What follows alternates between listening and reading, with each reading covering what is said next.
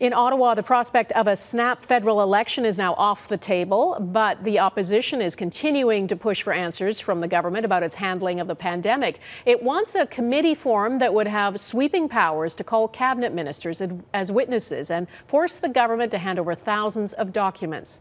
The Liberals say the motion is so broad it would paralyze their handling of the second wave of COVID-19. Couteur explains.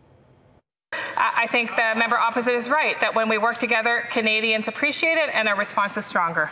What a difference a day makes. 24 hours after daring opposition parties to trigger an election, the government was preaching cooperation in the House of Commons.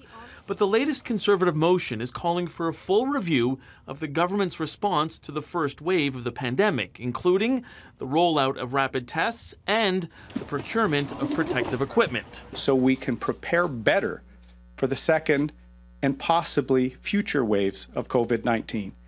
That is what this motion will accomplish. Liberal sources say disclosing contract information could affect the government's ability to negotiate future deals for things like vaccines or PPE.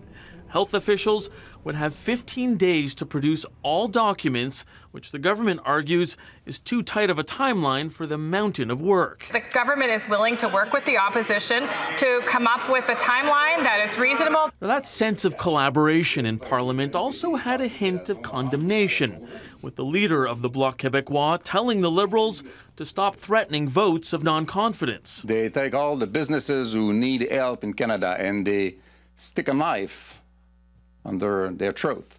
And they tell the Bloc Québécois and the Québécois and the Canadians and the Conservatives, do what we say.